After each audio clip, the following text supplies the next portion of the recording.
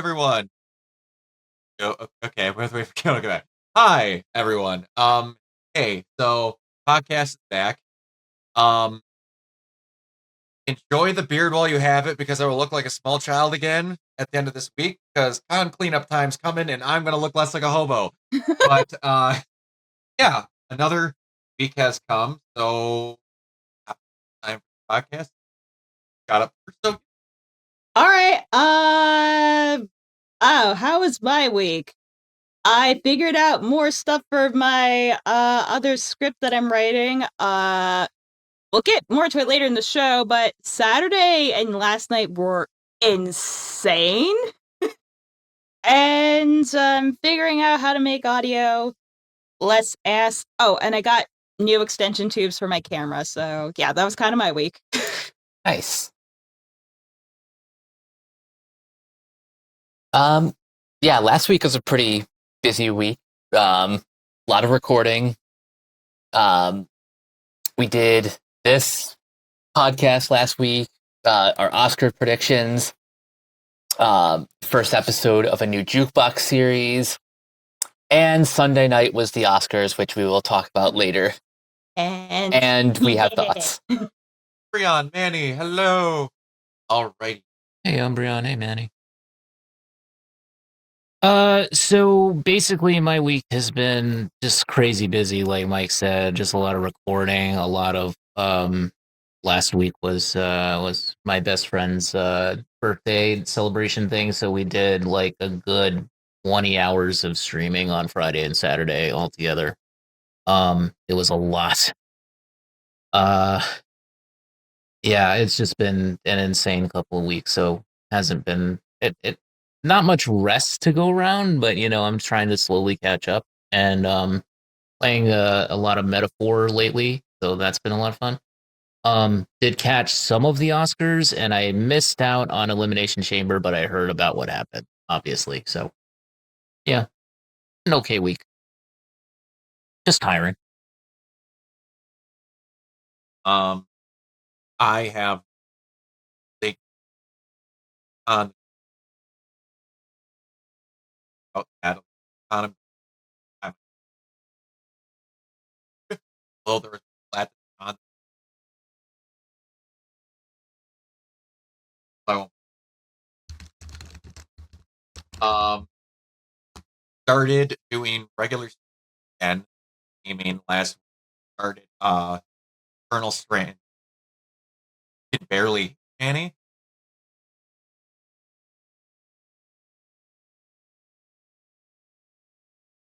Is anyone else having volume issues that's listening?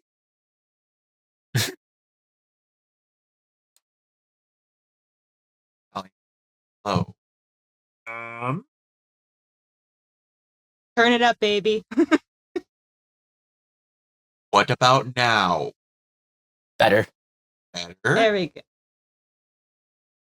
Everybody better? Annie? Brianna? Tell us. Better. Okay, got it. That's good. We're trying some things to make things better.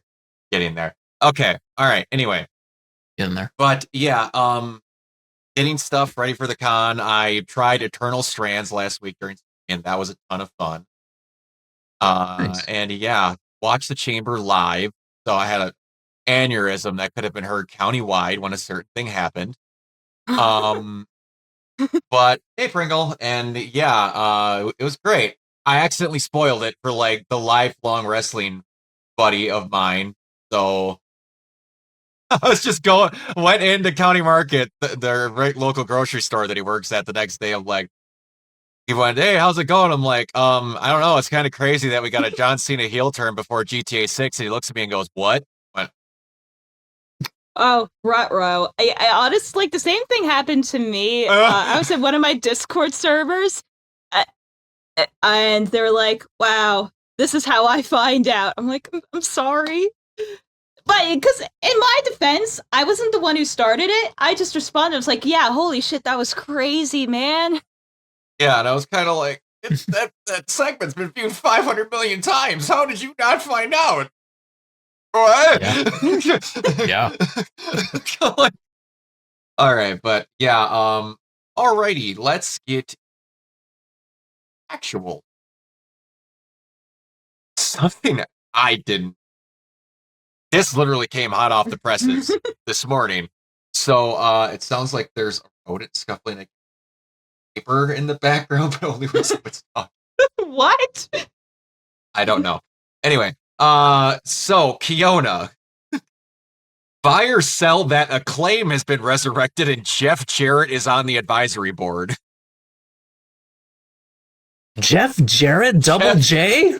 Jeff Jarrett. Oh, okay. I think Acclaim. Mm. I don't know how I feel about this, to be honest. I'm gonna say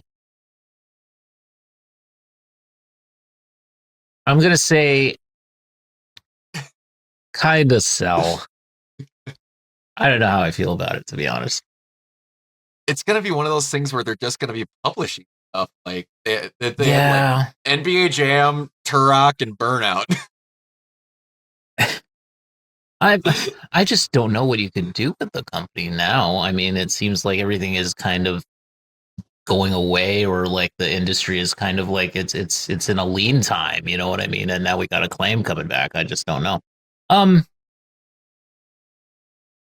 Initial goals are to support indie developers and reignite classic franchises, providing funding, marketing, all right, support. Fair. Yeah, I'm still gonna sell it, but I'll say, you know what? It's a thing that happened. It's an idea, I guess. Fine, okay, sure. Just when it can't be a million guesses, a wrestler is joining the advisory board. Xavier Woods, no, Jeff Jarrett. Jeff Jarrett, Kind of random. Okay, but Whatever. anyway, okay. He wants to produce wrestling titles. I don't know. Go ahead. Mike, buy or sell that Walt Disney Animation is no longer developing any original long-form content for Disney Plus. I sell this because this has resulted in even more layoffs, and layoffs are never fun. No. Kind of unbelievable. Stupid. Walt Disney, and you're not making anything animation-wise for Plus. Honestly, I'm not shocked because ever since they announced like the new studio, I'm like, this has so many shades of Walt Disney Animation Studios Florida, and I have a feeling it's going to go down the exact same way. And well, look for that headline in about 2 to 3 years. Yep. You buy or sell that Matthew Lillard has been cast in Born Again. I like me some Matthew Lillard, so bye. I don't. Oh, the Tiana show. They're gonna do it. It's a continuation of The Princess and the Frog. Oh, I had no idea that was a thing. I was wondering if that was a different Tiana. Well, I mean, the most of a thing that it was a piece of like blue sky art. So, I mean, in your defense, it was barely a thing. Alrighty then. That about makes sense. Okay, I actually have I should say visual for that aired. Why did you do that? Gosh dang it. So close yet so far. We're almost a real show. We're almost. One of these times I'm actually going to be professional. By episode 270, we will be professional. God, if this show makes it, I hope it makes it to 270, but if it does, and I'm not making money. Bet it will. You're right. All right, we're just going to have to do this the other way because it's not wanting to do it. Alrighty. Yeah, we're going to have Mike, buy or sell our first look at Jon Stewart and Hal Jordan. I buy it. It's two guys who are lanterns. There's not really much there to go by. Hal Jordan screams, "I am too old for this shit." He does. That photo. I love Passing how the torch, he's going to maybe? be the old grizzled What's that? Passing the torch to Jon Stewart. Maybe Maybe? Hal's just gonna retire. I don't know, but am I kind of weirded or not weirded? Like in the right frame of saying that this is the oldest version of Hal that they brought out for a start of something? I think so. I think so. Yeah. Yeah. Yeah, but yeah, it's definitely different. It's going to be weird to see because in my brain, Jon Stewart is always older than Hal Jordan. Am I wrong? Is everyone else think that way?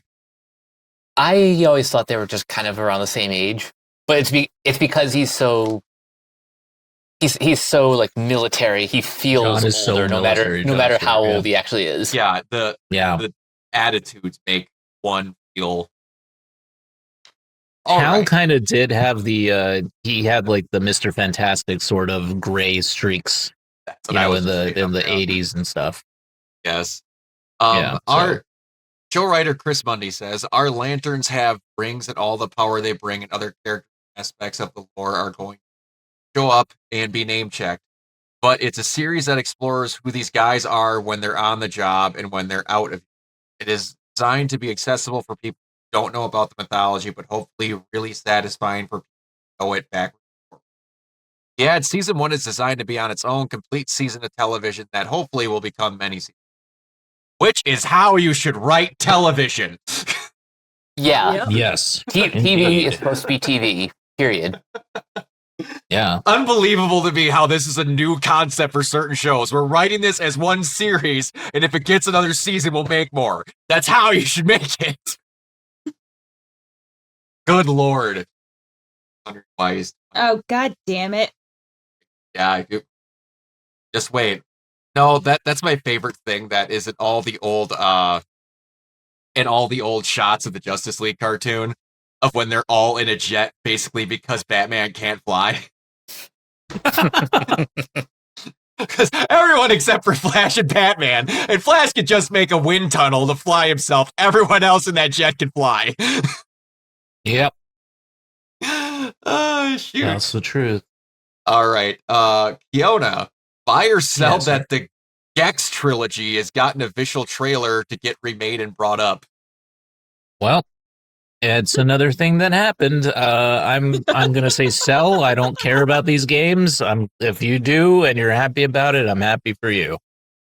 Just Gex in the year of our Lord 2025. Holy shit. I'm gonna wait to see when this is coming up and everyone goes, that thing ripped off Austin Powers. Oh Lord. Of course. Of course they will. Speaking of Mike Myers, Mike, buy or sell the Shrek 5 teaser.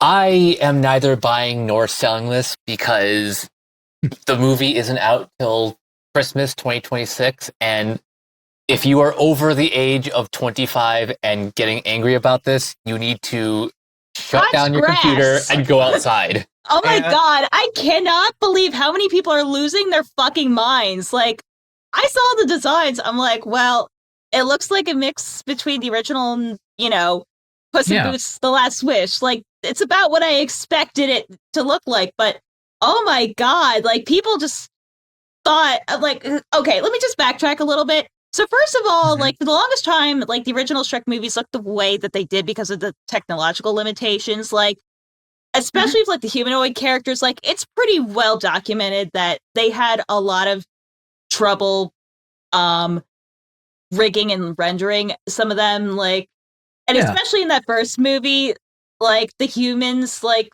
look kind of off-putting.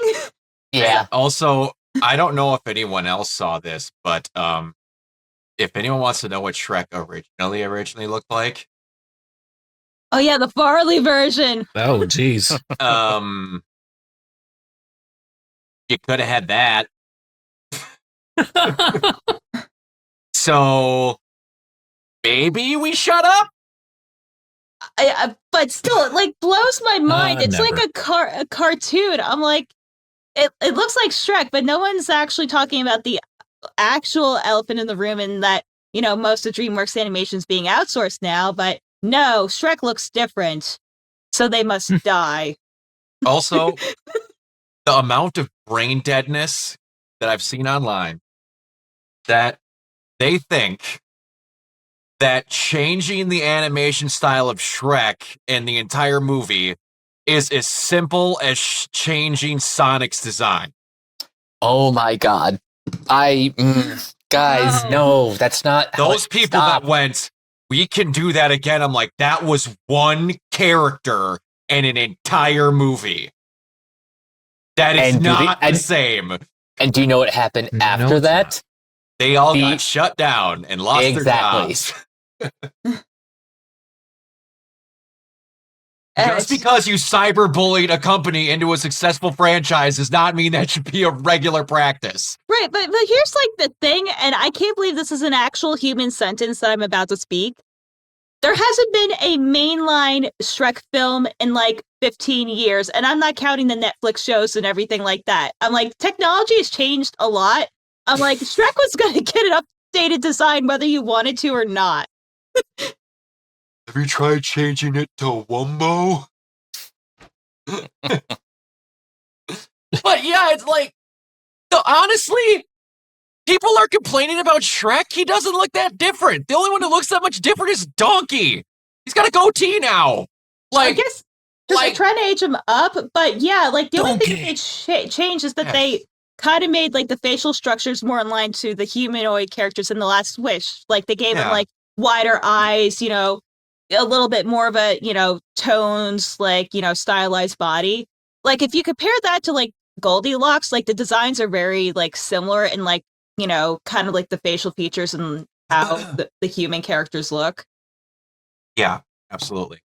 I mean, I think it's fine. You're not a believer.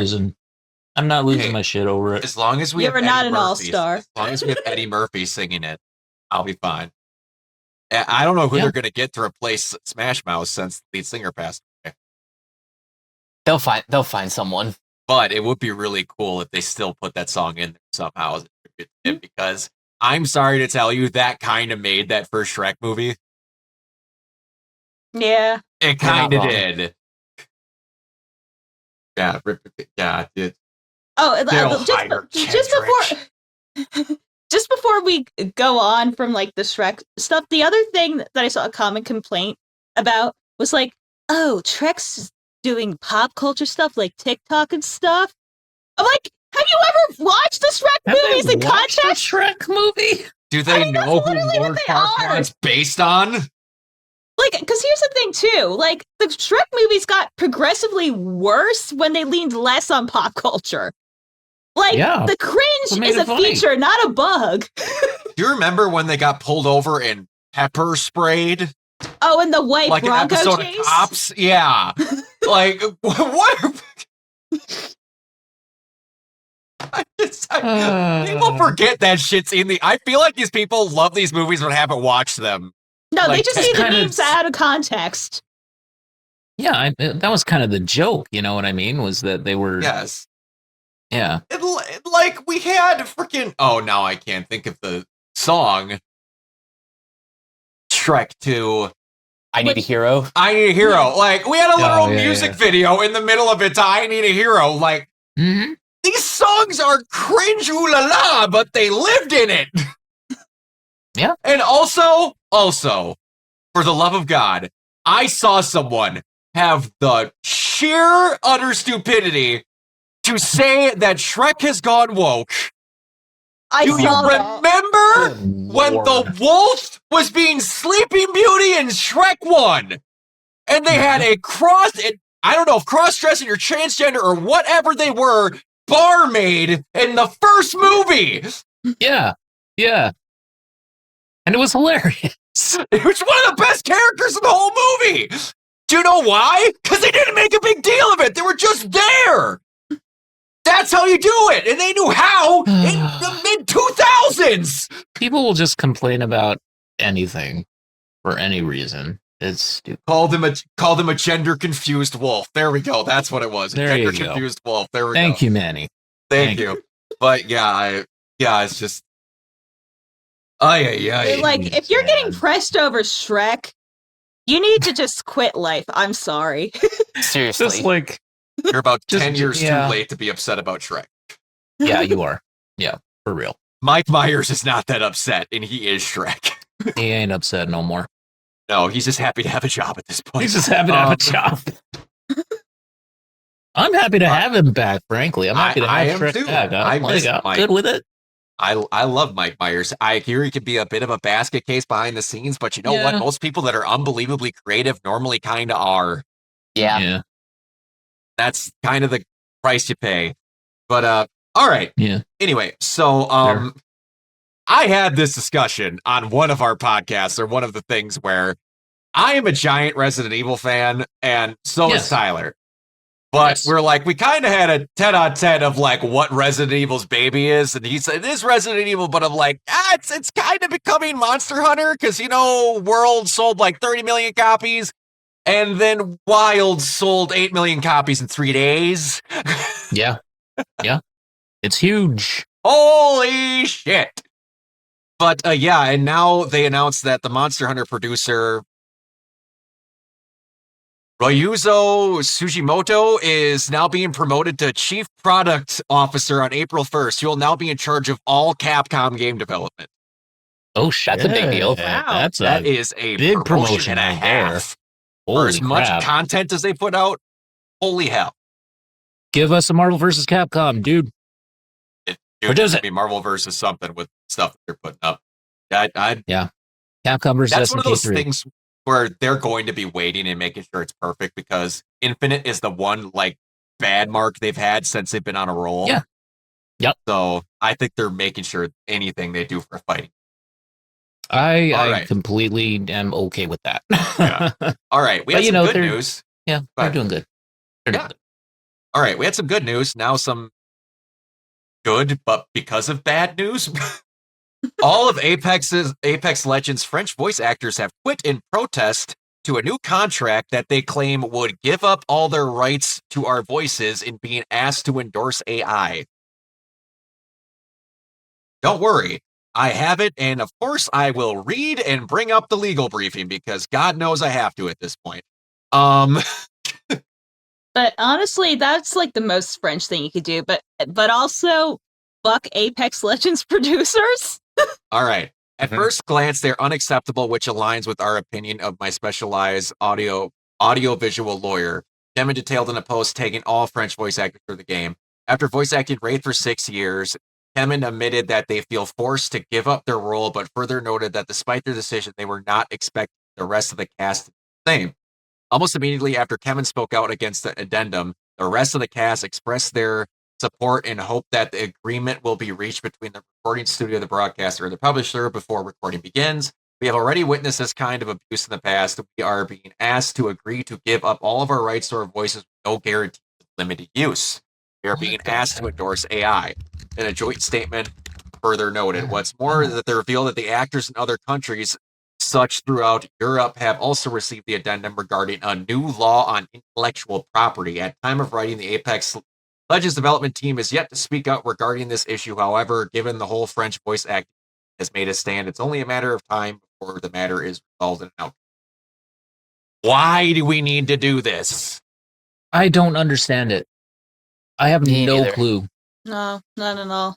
You're taking away people's livelihoods if you do this kind of shit. Like, seriously, why is this even a debate? Why is this even a question? It's a literal part of their soul. It's their voice. It's their voice, man. You're taking away their jobs. You're taking away their voice. It's stupid. It's ridiculous. Yeah, I don't like it. That's crazy to me that there's no, even in a contract where you'd be okay with signing your voice on AI, that there's no guarantees on limits of use. Yeah, that's no, absolutely the hell not. That's fucking insane. That's insane. I can't even. Sex think Apex Legends. Yeah, when you have nobody that can voice for you, trust me, I've heard AI voice acting. It's not good. All It's right. not good. No, It's not good. It is a No. It's shit. not good. It's a shit. it's a It's the shit. it's a the shit. Lick Oh, it, baby. oh, dear God. Why'd you get canceled? Bad French accents. Anyway. So, shocking. Not that More you details know, on I that do Wonder look Woman great, game but- have come out. Wonder Woman was going to have a Nemesis-style system in reverse, where you would talk to people and befriend them as allies, and this was eventually scrapped when it was rebooted. That sounds cool as shit. Because I didn't know how they were going to have it with Wonder Woman getting killed and all that, but Wonder Woman began production in May/June of 2021 and was rebooted in late 2023. Game changed directors as it became a more traditional God of War style action. Monolith reportedly wasn't interested in making another Lord of the Rings game after their new original IP was canceled by WB in 2021. Monolith's entire leadership team and many devs quit. Monolith was forced to work on Wonder Woman while rebuilding their staff and leadership at the same time, a quote-unquote impossible situation. Many of ex-Monolith team forged cliffhanger games with EA and are now working on the new Black Panther game. So that's got a lot of good credit to it there. Wonder Woman was canceled due to... Okay. Wonder Woman was canceled due to 2024 being a horrible year for Warner Brothers. They lost $200 million on Suicide Squad and another $100 million on Multiverse and Quidditch Champions. I thought Harry Potter was just guaranteed money. That's what I thought. This plus the reboot of what is led to the cancellation, the closure of the studio, and the ousting of their CEO. Monolith devs had no knowledge of the studio closures. They learned it on Tuesday, shortly before we did. How professional. Yeah, the best part, which what you learned afterwards when the exact legal shit for all this came out. Warner Brothers Games has the Nemesis system patented until 2036. Oh, wow. And the studio that can use it no longer exists. Yo, this shit sucks.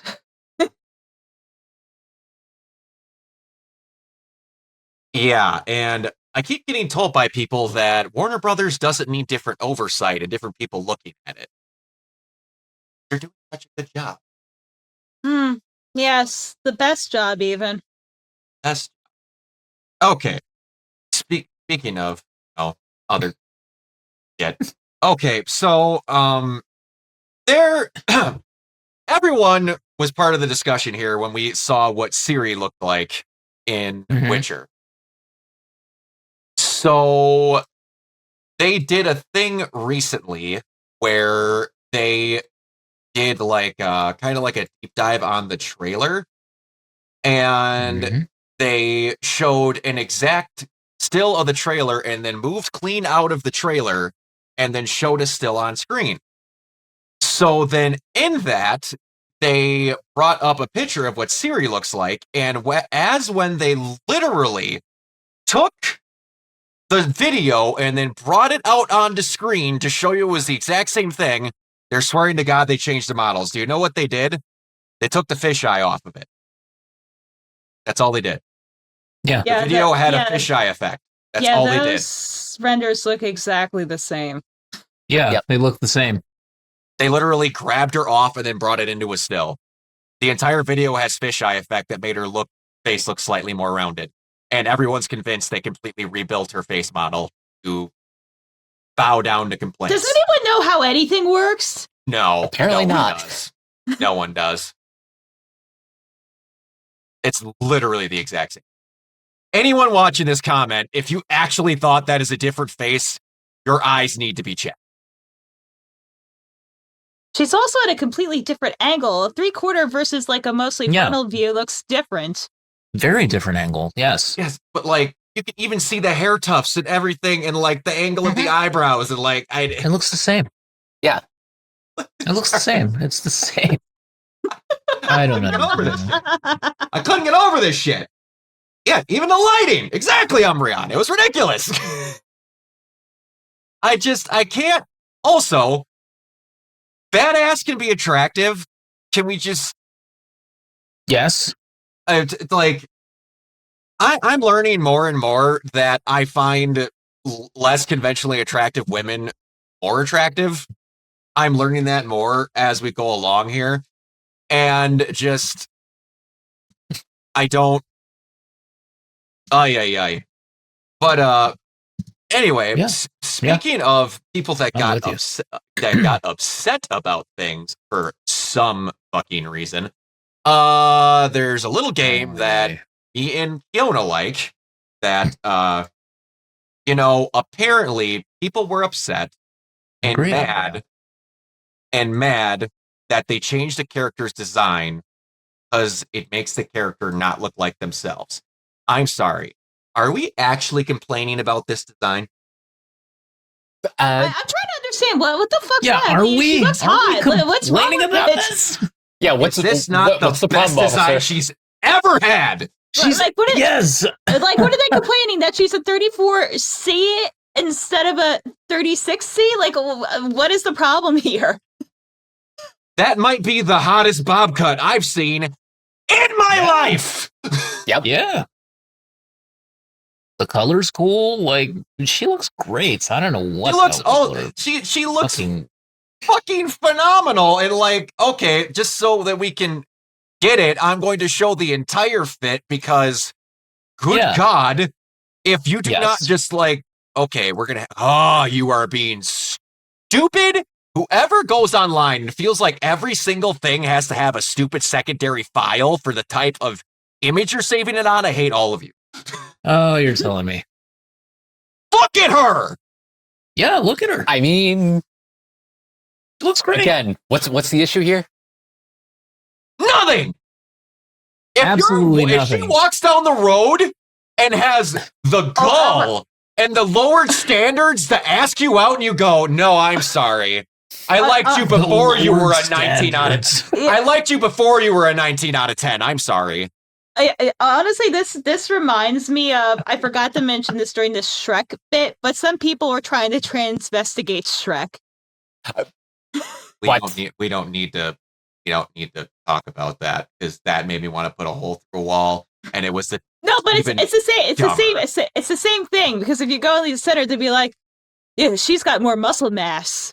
Man, fuck off. Like, oh Jesus. Like, if this is what you think a man looks like, then I might be slightly attracted to men.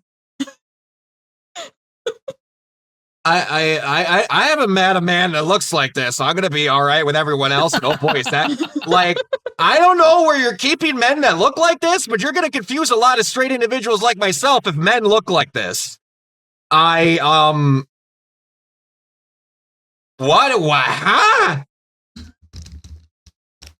I just it's so dumb. It was the same thing when Cammy got a redesign. Somehow they put more clothes on her and she looked more attractive. Yeah. But exactly. Yet we can't see the creases of her vagina, so I can't take that design anymore. Oh Jesus. You know, people are dumb. Not to sound racist, but some people don't deserve to have rights. Are you trying to tell me that some people... Gamers don't deserve civil rights. Say it again. Say it. People don't deserve women. I'm going to have it as an audio. I don't know how, but I need to figure out the perfect voice for the perfect nerd, and I need to make it an audio clip we can use in here. One day I'm going to sit down, I'm going to make it, and I'm not going to show you guys until it's debuted. One day, when I figure out what it's going to be, I will make it an audio clip to use in here. But again, everyone, what is this from again? This is from Tekken 8. Yeah, it's from Tekken 8. It's one of the most best designed female characters in a fighting game, in my opinion. Seeing Harada just like go completely nuts on people and just have his way with them on Twitter has been. Harada is not a guy to fuck with. That dude does not care. Don't ask him for shit. That man will end your career if you need me. Yeah, I love Don't fuck with him. Don't fuck with the Brazilians. I love him so much. Harada's the fucking best. But all right. So I like the Palworld developers in the first place, but I thought this was funny, and apparently a bunch of Japanese developers are doing this as well.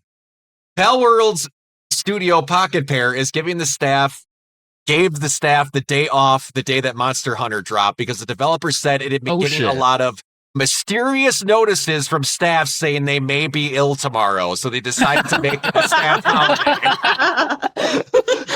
I love that. So apparently, I love it so much. Them and a bunch of other Japanese developers just went, yeah, have tomorrow off.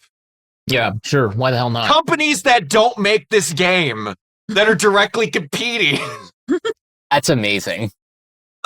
We need to have this shit more often. They're in charge of their own stuff. They're in charge of their own destiny. I mean, they might as well do it. You know, absolutely. Just, And like, yeah, just take the day. Why not? You guys aren't going to be thinking about work while you're here anyway. Absolutely. And it's like, one thing I'm going to say a really nice thing about Phil Spencer. I was listening to, I know it's rare, but good old Uncle Phil. Look at him getting his flowers tonight. I can't remember what video Alana Pierce was talking on this on, but yeah. There was something where Alana and Phil and a bunch of other game developers were in the same area, and then they did their own things, and Alana was there because she worked for Santa Monica at the time, and Phil was like, yeah, I did whatever, and then Phil's like, so I've been playing God of War recently, and he's like, they play their own video, like everyone else's video games, like other companies. It's not tribal mentality on their end. These people play video games. Sorry, boss. I got to take tomorrow off to play our competition game. And I'm going to be one of those people. I'm never going to tell someone that they're a loser for taking vacation time, because I am a guy that fully took a week off of work to play Forbidden West when it came out. So respect. So I can't say shit. I really can't. And I beat the game 100% platinum in a week. And I had a damn good time doing it. It was awesome. And I also took it off for Ragnarok. That was the other one. But all right. There. So good choices, yeah, I think. I mentioned a while back that they were making a Twisted Metal game. I'm kind of upset it didn't come out now, or I'm learning about it. Because apparently Twisted Metal needs to make a comeback for real. Apparently it was going to be a battle royale game, which would fit very well with Twisted Metal. And apparently it featured in and out of vehicle combat. Oh. See, that would have been cool. Yeah. That would have been sick. Nice things. It makes me sad. I'm hoping that they reconsider that now that the show is doing really well. Yeah. Oh yeah. It's getting a second season. I know that it doesn't seem like it's being advertised, but yeah.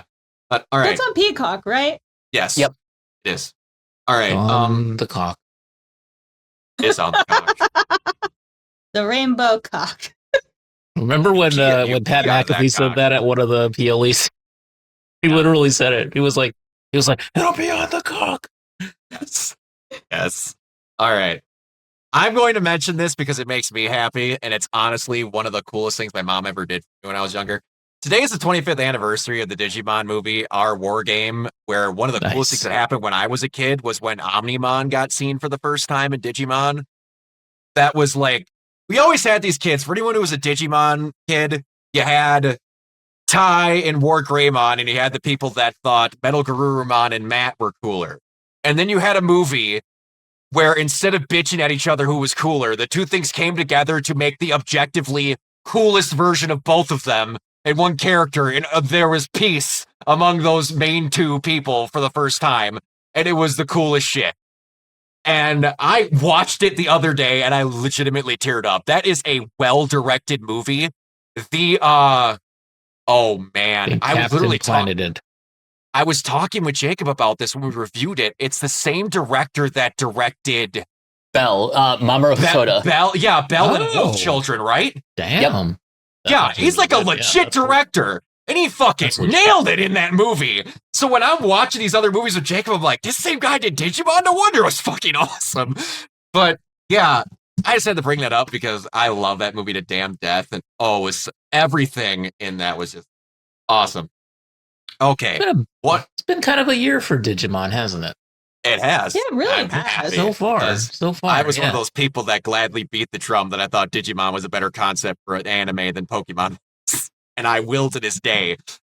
But before we get to Oscars, I wanted to have one quick statement put in because I thought this was fucking funny. Robert Pattinson says he fucking hopes to begin filming the Batman 2 soon. I fucking hope so. I started out as a young Batman and I'm going to be a fucking old Batman by the sequel. I love Robert Pattinson so much. Yes. Umbreon, I love you, buddy. Ah, I'm Greymon now. You can be whatever you want, big guy. Oh, I'm going to watch that movie this weekend. God damn. Now I know what I'm doing in my hotel room when I'm out of the con. All right. I'm going to go get a refill on water, and I'm going to let you guys talk about the Oscars because I didn't watch it. I got no skin in that game, so go nuts. Okay, where do you want to begin? Yes, Because there's a lot that happened that night. I only saw a little bit. I didn't see the whole ceremony, but I saw clips. Can we talk about that opening? Yes. Oh my god, the opening was amazing. The opening And- was great. Yeah, for everyone shutting up that they didn't sing live, I'm like, first of all, both of them originally were trained as stage actors. Like, the Ariana Grande is slander honestly needs to stop because she obviously can sing live. Well, yeah, no, obviously. So for those who don't know, the Oscars began with a medley of songs from The Wizard of Oz. Ariana Grande sang "Somewhere Over the Rainbow." Mhm. Cynthia Erivo sang, I think it was "Home" from The Wiz, and then they both closed it out with "Defying Gravity," which honestly was probably one of the best like live performances. I don't know why they did a Bond tribute this time, other than the fact that It was an in memoriam. Oh yeah, it was an in memoriam for Amazon taking over. That's funny. That's funny. Legit.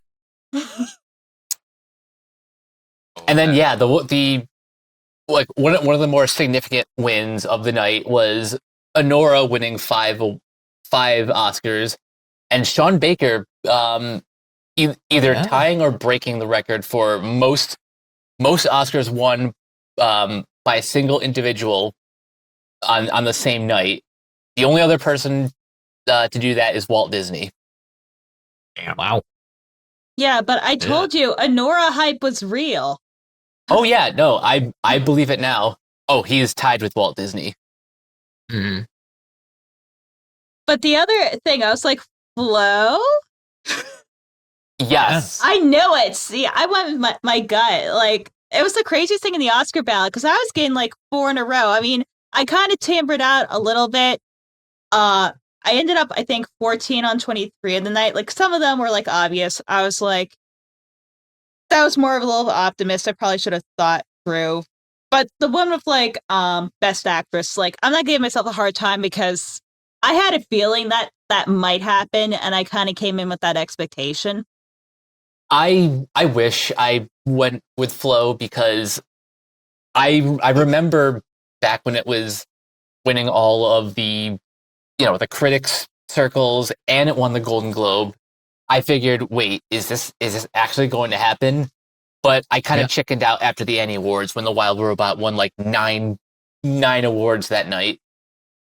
So I went with the obvious choice, but I'm glad it went to a smaller movie, beating out all of the major studios. I'm really happy. And this is now the third year in a row that Disney has not won the Oscar for Best Animated Feature. So yeah, no longer can we say, oh, the Oscars just give the award to Disney because they're Disney. Or DreamWorks, blah, blah, blah, blah.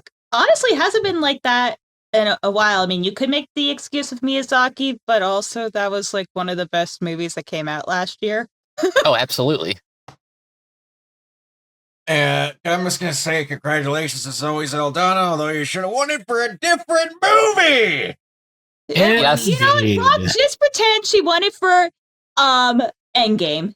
Yeah, not Endgame, Infinity War. Infinity War. At this point, I'm kind of hoping. Yes. I still would have took it for Endgame. She's barely in that damn movie, and I would have took it over that. Yeah, over this. Yeah, for real. But I'm happy she at least got one. Me too. I'm glad that she won. She's great. So, what? God, I can't remember what it's called now. I'm going to call Emily Perez again, just because I don't feel like giving it the credit it needs. Emily Perez now has an Oscar in the same way that Suicide Squad does. Yes. Well, it had a couple more than Suicide Squad.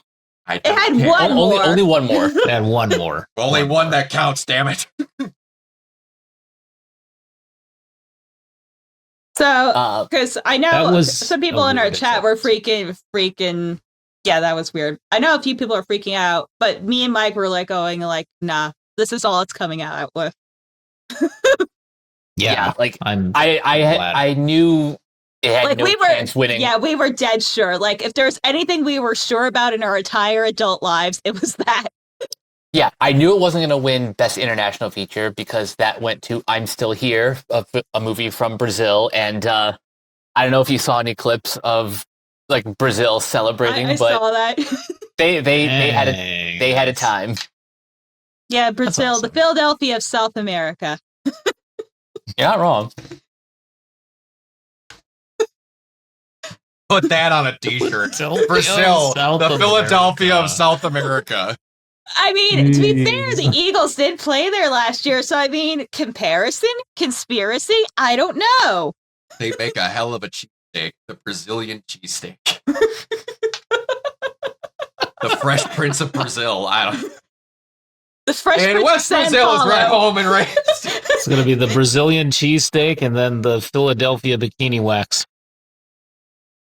I don't want to see that. That'd be a great episode of It's Always Sunny. Is that they all get bikini Oh, God. waxes? Just imagine Danny Is that somehow a DeVito, thing and, they it, Danny DeVito's gonna. and then it just comes out as a giant carpet. I would love it. Dear God. I'd Anyway, watch the hell out of that. how did you guys feel that Conan did host? Oh, he did a great job. Great. Fantastic. Yeah. Nailed it. Yeah, I had no fear. You announced, I was like, you might be the thing that makes me watch the Oscars, and he didn't. But I had no doubts at all that he was going to do a fantastic. And yet again, my favorite thing of the Oscars, even though I didn't watch it. We're about halfway through our show. This is normally where Kendrick Lamar would come out and call Drake a pedophile. And then he goes, don't worry, I'm lawyered up. Don't worry, I'm lawyered up. You know, Drake's just gonna catch strays for the rest of his life, and honestly, good. For real. I love For real. also, we're going to talk about Elimination Chamber later, but I love how Drake was in the front row for Elimination Chamber and they didn't mention him. And then I saw a bunch of Drake stands going, just because there's someone important in the front row doesn't mean they show him. And then they showed a football player for the Bills Monday night on Raw because he was in the front row. Mm-hmm. It's almost like they didn't care to show him on camera. Yeah. Good. Good decision. And then someone was like, you know, I don't see any receipts coming out for him calling him all this. It's like, yeah, because if you put him out, he probably paid some people to make sure those receipts don't come out. Yeah, like There'd be a lot more think lawsuits about if it. there wasn't any more receipts hidden somewhere. But yeah, anyway. Oh, do you feel that most of the awards went where they were supposed to? I would say so. I think so. I would say so. Even the ones I didn't get, it was super competitive this year. There wasn't anything that made me go, "What the fuck?" Yeah, that's the thing. Like on my ballot, I only got 12 out of the 23 correct. But what I usually tell people is I would rather be surprised that night than just be right. Because if I predicted all 23 correct, that'd be boring. Yeah, absolutely. Yeah. I mean, the one thing I will say, both this year and last year, ran smoothly. Like the Oscars only went over 15 minutes. Like I think since they moved the show earlier and like the newer formats, like the shows definitely feel more cohesive. There's definitely like less like weird, off-putting shit that's going on, and most of the awards like have been pretty uncontroversial. Like at least in my opinion. Yeah, they like there's nothing too egregious that won that night. And my one criticism, other than things like certain omissions from the in memoriam or Yes. I was going to bring that up later. Yeah, we're going to talk about those. We'll get to that. The one thing they do need to fix is apparently on the Hulu stream, they cut the show off too early, or like really they cut it off at Weird. at the end of the allotted time without showing what happened after. I think that's one thing they need to fix, just iron out the bugs for the live stream. But Yeah, other than that, I think this was probably one of the best Oscar broadcasts in a while. Yeah, I definitely hope Conan comes back, because he kept everything moving along. He was funny, and Conan just makes everything better. It's almost like hiring a guy who has hosted a show for years works well to host a show. And also, he's like a genuine cinephile, so he was the exact right fit for I mean, show. Kimmel wasn't terrible, but he was also just kind of there. Like, the only thing that was memorable was during the whole, a Moonlight La La Land fiasco. Oh, yeah. Because he was like, no, because you thought it was a bit, and he was like, no. No. That's right. I forgot all about that. Kimmel was a slice of white bread. He normally is. Gonna throw that the only thing that made me a little bit sad is the fact that Ray Fiennes didn't win. Although it did go to someone also deserving of the award as well, but because Adrian Brody's great. But I mean, I wish that Ray Fiennes would have gotten that Oscar. Same. Yeah. I also kind of find it funny how Adrian Brody had the longest speech. He's one of the only people who successfully shushed the orchestra and then just went on for 2 more minutes. Yeah. Okay. Everyone's like, wait, you could do that? Yeah. They need that. Sure. They need the thing from the Game Awards the other year that said, please wrap it up. Yeah, well, please wrap it up while you're talking about death developer that died during the game. They got better. They got better. But oh boy, was that not good.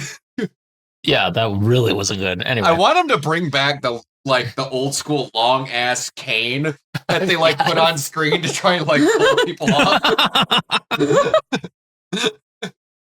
Just for comedic effect. I want that so bad. If I was ever on an award show, I was not leaving until I got pulled off by this stupidly overly large cane.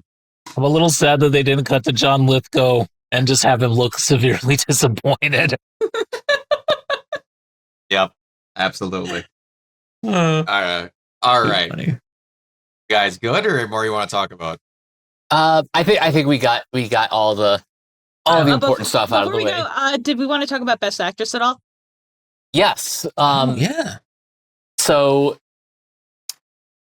instead of Demi Moore, Best Actress went to Mikey Madison, who I believe is the youngest to win the award. Or she's probably this close because she's only 25. Yeah. So I don't know. I don't know if it's if it's actually the youngest or just one of the youngest, but still.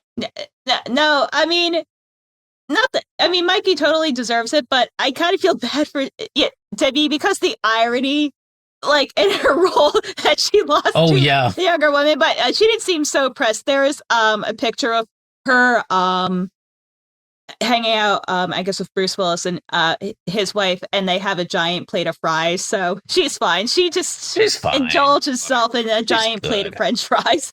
I mean, she's gonna get work now, because she was not getting stuff for a while, but I'm she's probably getting calls right and left. She'll be fine. Yeah.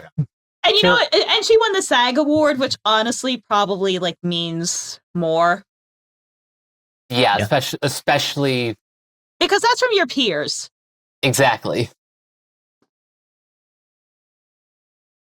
Alrighty.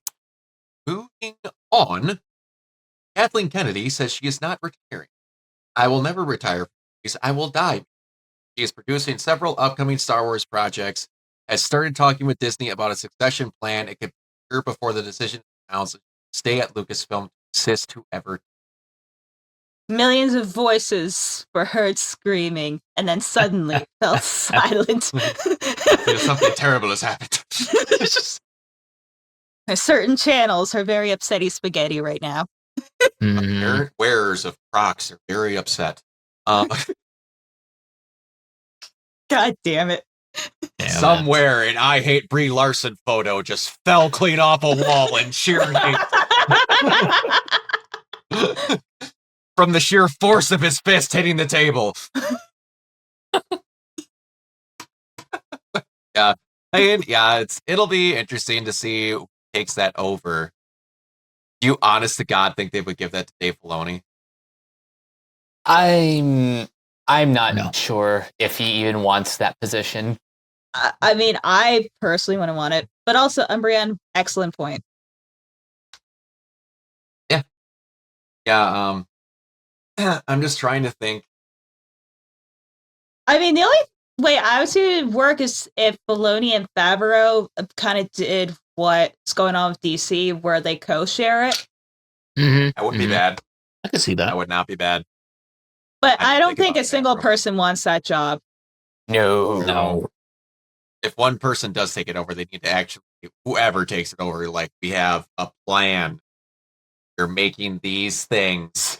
We're going in order toward a goal. Yeah, we have a 3 to 5 year plan. Yes. Even if it's not masterful, we're going to have a couple of movies that you can actually see the road sign ahead of you, and you're not making it. Okay, so I'm gonna say a take. This is not a take that I had, but this is a take that made my head come clean off my shoulders. I put it back on, and then it blew off again. There is a podcast that is known for having one half of their podcast make some of the most outrageously stupid. Everything is subjective. Everything, you have your own opinions. But the guy's known for having everyone agree to have some really dumb takes.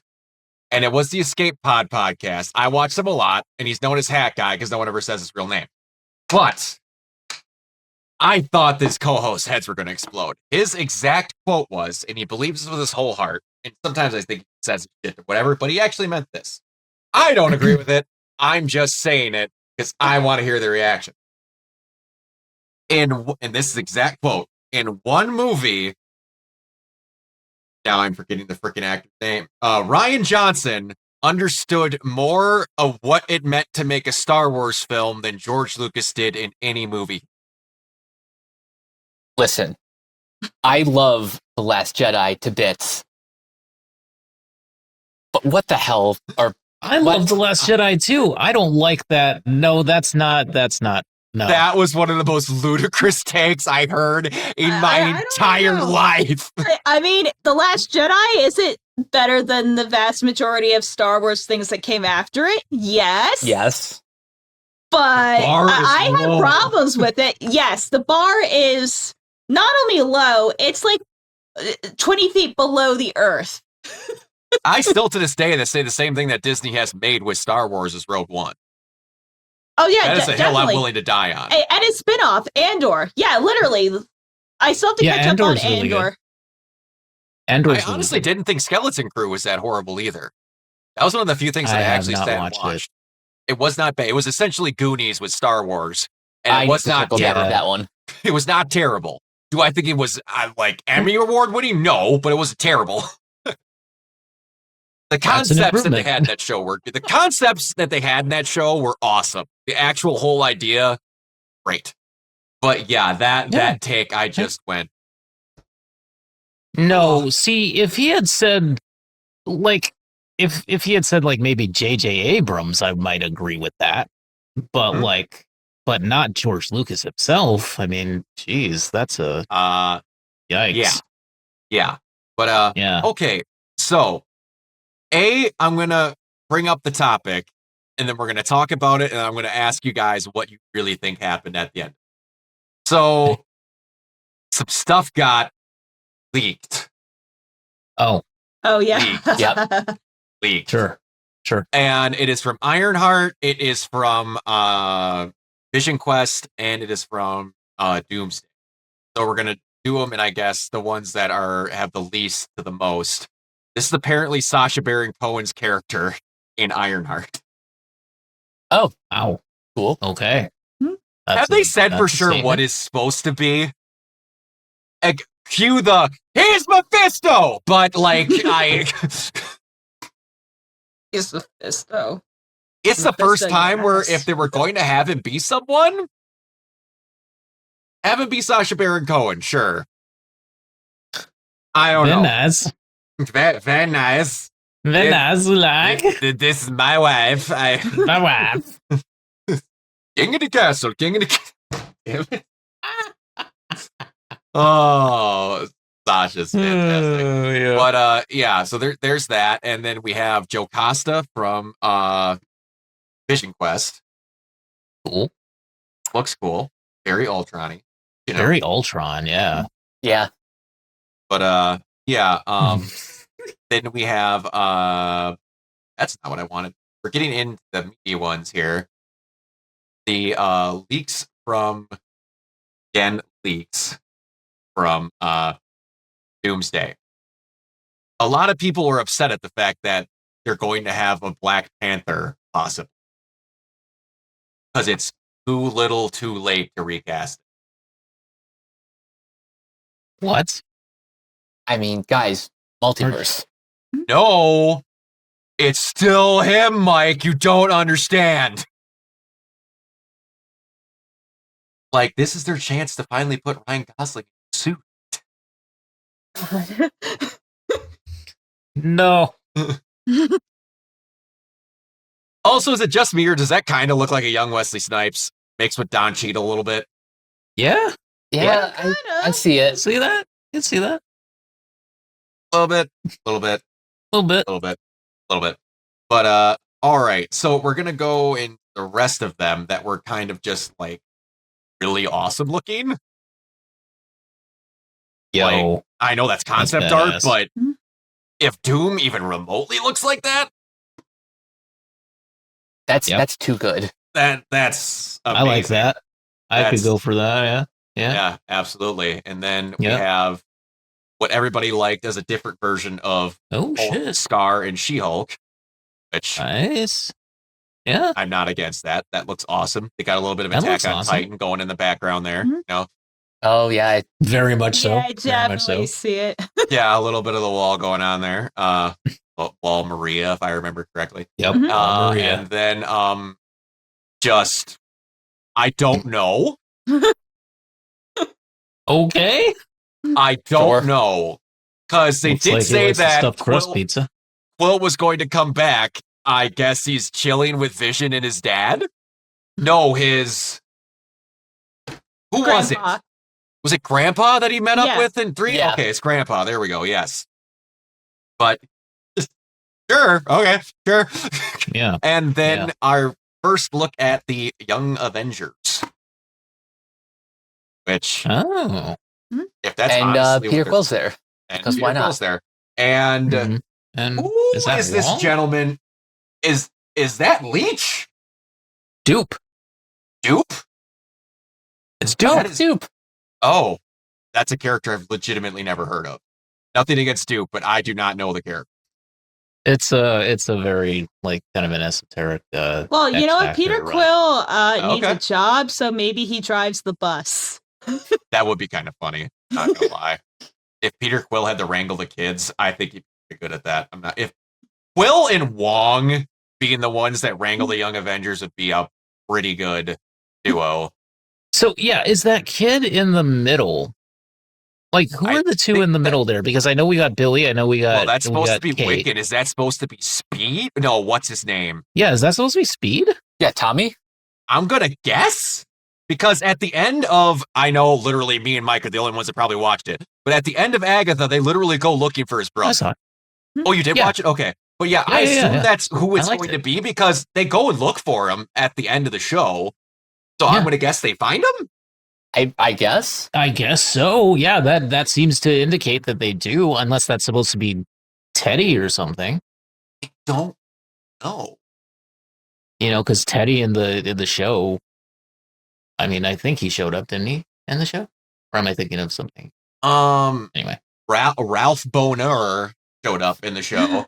yeah, that's true. That is true. And don't remember if they actually Duke being had there in the background is weird because like they said that they would introduce X-Men characters. Like if this is like a legitimate leak and this is like something that they intended to film, Duke being in the background is super strange. He also looks like he's drawn completely differently from everyone else. Yeah. Well, because he's So, Duke. He's an alien. No, I mean his art style and everything is like drawn differently than everyone. Now, what is this deal? Explain Dupe to me. I don't even know, honestly. Dupe is just Dupe, man. There's no other way I can explain it. All right, we need to look up. Do a search. But there's I mean, it was a whole like, it was X-Statix. It was like X Factor at first, something like that. I think. Dupe is No, it was X-Force. X-Force. It was X-Force, and then it became X-Statix. So, okay, that brought me to multiple, and that is not who I want to be. How do you spell Dupe? It's D-O-O-P. D-O-O-P. Okay, so not like duplicate. Oh yeah, not like a dupe from like multiple men. Yeah, got it. Abilities: I liked Agatha, light, by the way. accelerated I thought it was healing factor, superhuman strength and ability, physical malleability, ability to replicate physical objects. So Dupe. Extra dimensional void within the body that can store objects. So he's got the cartoon pocket. Okay. Mm-hmm. Okay. That's just an interesting X character to have on screen to me. Like, you know, like, wow, we're okay, Dupe. All right. He's a green floating reniform what the hell is that word? I don't even know. Of unknown origins who speaks in a language all his own, represented by text in a special font. Yes. And yet people understand him. Okay, but yeah, all right. Could be cool. I don't know. Could be. Maybe. I just don't know. But I just don't know.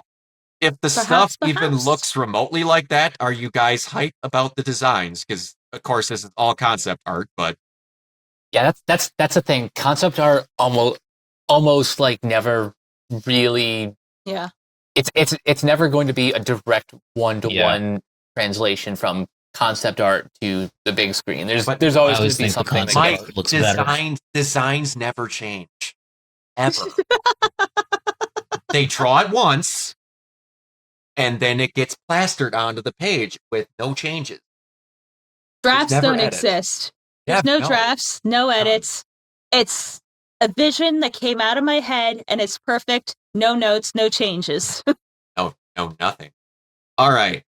Speaking of no notes, no changes. Okay. All right, so to not everyone's pleasing eyes, we announced the intro for the Devil May Cry anime the other day on the podcast. And then a clip from the show got shown. Rolling. I will admit, some of the lines weren't great, but here's where I'm going to say that this show did something, and Adi Shankar showed that clip on purpose because it called out the most fake-ass, hardcore, I know everything, and this isn't my Dante, Devil May Cry fans ever. Because in this clip, Dante is using a pair of M9s. And everyone went, ha ha! Adi Shankar doesn't know a goddamn thing about Devil May Cry. Dante uses ebony and ivory. This man should be fired. And then Adi Shankar went, so you don't know anything about Dante. And then they went, no, sir, we know more than you. You're making up bullshit. And then which Adi Shankar held up the Devil May Cry manga for 3 that shows that he gets ebony and ivory at the end of it and originally used modern guns. This has been a well-known thing to anyone that even remotely played a Devil May Cry game. He didn't get them until he met Nell Goldstein, who is Nico's grandmother. Adoptive, kind of. It's a weird thing. Anyway, it was just the most, we don't like And they're like, he's making shit up again. This is literally the plot of the Devil May Cry anime, showing that he's like 16. People like to forget in Devil May Cry 5, he is like 55. Yeah. I know he doesn't change much, but he's legitimately close to being able to get the senior citizen discount on Tuesdays. Dante and Virgil are old enough to be grandparents in DMC5. And everyone likes to act like time doesn't matter. He's the youngest he is in the entire series in 3. I know the games don't come out in chronological order, but second grade, like, cognitive ability would show you that y'all are complaining about nothing. And, like, I'll bring up the freaking, where is this thing? I'll bring it up exactly, because there was an exact tweet from him that I wanted to show. But Brock, what is the apropos of the internet if you don't complain? If you don't complain, yeah, I know. I completely understand where you're coming from the dialogue. In hindsight, I probably should have cut the clip before the dialogue started. In that line is one of the only 2 moments of self-aware dialogue in the entire season. The other one doesn't even come from Dante. It's not representative of his character overall or the tone of the show. This is out of context clip that's set moments before the inciting incident that sets off Dante on his path to becoming DMC Dante. Right now, he's 18. God knows, he's a full-grown adult. Youngest we've ever seen him. He's 18 in this clip, and by the final shot of season 1, he's turned 19. My point is that the character has a progression at play in the series, which follows the manga, where over in time you see him evolve into the exact cocky but cool Dante that we love from DMC3. I should have the opportunity to continue the franchise, and growth won't stop there. A mature behind DMC3 persona, stepping into DMC1 version of himself. Yes, that is a continuity. It goes from DMC3 to 1. Of himself, and even at times on the road, more somber Dante from DMC3 confronts deeper tragedies, stuff like that. It's almost like characters have development. Yeah, it's this thing that people hate nowadays called character growth. Yeah, people don't want to see like characters go on like an arc. They just want them to be fully formed and do the things. No, and if we're gonna be really honest here, again, if you have played a Devil May Cry game and you didn't cringe at Dante once, I don't think you've played a Devil May Cry game. I think these are the same people that are mad about Shrek. Like, Yeah, I just feel like the Venn diagram, there's some overlapping parts. Like, Kiona, did you play Devil May Cry 5? I just started playing it, actually, which is funny. Okay. Well, I'm going to show you It's a good. spoiler. I upset, but I That's guarantee fine. you've almost always seen this clip on YouTube somewhere. In the middle That's of fine. DMC5, Nico Gold, I believe her last name is Goldstein, Nicoletta Goldstein, or whatever. But anyway, she has a major geeking out moment, and she gives him a hat, which is a weapon made of Faust, a character from DMC4. And she gives it to Dante, and her stutter comes out, which showing that she is she's the daughter of, what's his name from 4 that had the stutter? I'm blanking. I'm not going to be able to think of it. But anyway, Agnes, that was his name. Anyone thinking that guy had a kid, that blew my mind. But anyway, she gives him this hat, and he looks at it and he goes, yeah, it's pretty great. He then flips it on his head. Stage lights come out of nowhere, and he proceeds to dance to Michael Jackson. The character's meant to be dumb. He has fun because his life is boring because he can't die. Like, he's damn near invincible. His life is boring. The first DMC anime shows him alone in a broken down house eating ice cream because he's sad. He's a sad boy. I understand. Like, he legitimately gets a pep in his step when he meets Nero because he realizes somehow his brother got laid and he's got a kid. A, he wonders how his tight-knit brother had sex ever, and B, he wonders how he happened to have met this kid. There. There's some great dialogue later on when all that gets... I'm not going to do it because the ending of DMC5, like, that game made me want to cosplay. For those that don't know, I have a full-on Virgil DMC5 and Nero DMC5 cosplay. Yeah, that it's game pretty made me awesome. want to cosplay. It's fucking phenomenal. just has one of the best soundtracks in gaming ever, in my opinion. Yes. Bury the Light Yeah, and it's Devil great. Trigger are fucking phenomenal. But yeah, anyway, yeah. So yeah, I just had to show, like, He's- if you're gonna claim to be a fan of something, don't get your ass called out on Twitter because you really aren't. Just You don't. know what? What you said just reminded me of that one meme of, honey, you got a storm coming with like the old lady. Like, I There's a feel storm like coming, that's exactly. Yes, it's fantastic. But also, my favorite tidbit from Devil May Cry is that it's in canon that Nero has to reload his pistol, but Dante never has to reload Ebony and Ivory because they have magic bullets. Nice. And basically because they just never made him reload in the game, and they showed a cutscene where Nero reloaded his pistol, so they made it so his uses actual bullets. It's so dumb. It's so dumb. But anyway, so Jared Padalecki and Misha Collins have been cast in the final season of The Boys, and people are somehow upset about it What? Why? because the Supernatural cast are overshadowing the. I mean, Are you like fucking with me right now? It's for one season Like legit, are One you season, fucking with bro. me? because they're mad because there's been like 7 people from Supernatural that have showed up in The Boys. Yeah. People don't deserve shit. Now, it's almost like they're No. good actors, and the people from The Boys were literally begging them to come in. if this is how they're acting about this, I would hate to see how they react to Wes Anderson using a lot of the same actors in multiple I don't know how they movies. could ever watch a Christopher Nolan film Or Christopher Yeah. Nolan, or Yeah. or James Gunn. or James Gunn. Or James But no. Gunn. I'm quite excited. I am pretty sure that Jared Padalecki is going to be playing The Boys version of Thor. Ooh, I can't Oh, remember what his God. name is, but I'm pretty sure they're going to because they made many jokes about him looking like Thor in Supernatural, and he picked up Thor's hammer at one point in Supernatural, so I'm pretty sure they're going to bring that back. I mean, what about Misha Collins?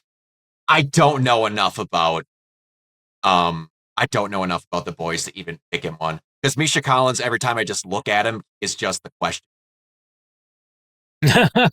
I mean, He fair. just is. Like, he would be the question from Justice League Unlimited. I don't know who would be his huntress to go along with them, but I just imagine that one where he like doesn't understand what sexting or phone sex is. I know I brought it up Socks. 100 times, but it's like, what? Hey, what are you wearing? Plaid shorts, orange socks, French coat. Dora, you're really bad at this. It's the best, and that duo was never going to be a thing again. They were awesome. I know, that was great. Anyway, yeah, but no, I'm quite excited because like everyone is convinced now. Like, okay, so people got really mad at the end of Supernatural because Oh yeah, Castiel super said that hell. Castiel said that he loved Dean, and then in one of the translations, it was shown as a whatever. They've said that has been open to interpret it however you want it. And but like now everyone is convinced that they're somehow going to make Castiel and Dean make out in this. Like they're convinced somehow Misha Collins and Jensen are making out in this show. They don't know how, but they're convinced somehow they're going to make out in this show. Do it. Do it. Whenever you want to. Yeah. Oh, yeah. Anyway. Okay. Yeah, they were pretty much in love, gotta admit. All right. Well, I'm going to admit one of them was in love. I love the character of Dean. I don't see him touching a man sexually with a 10-foot pole.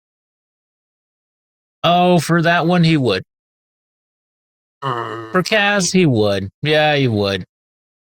I'm convinced that he would. That's his one. That's his hall pass. Anyway, moving on from that.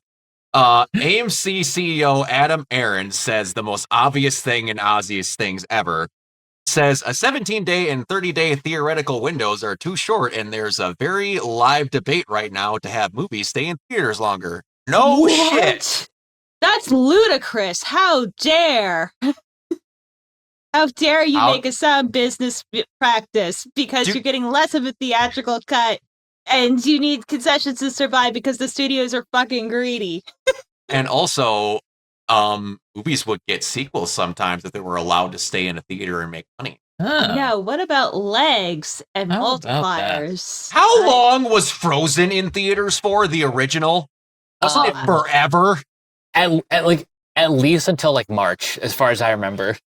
Yeah, I mean, it was still in theaters after, probably at like the dollar theaters, but we need to bring back the like Titanics where Titanic was in film in theaters for like 18 months.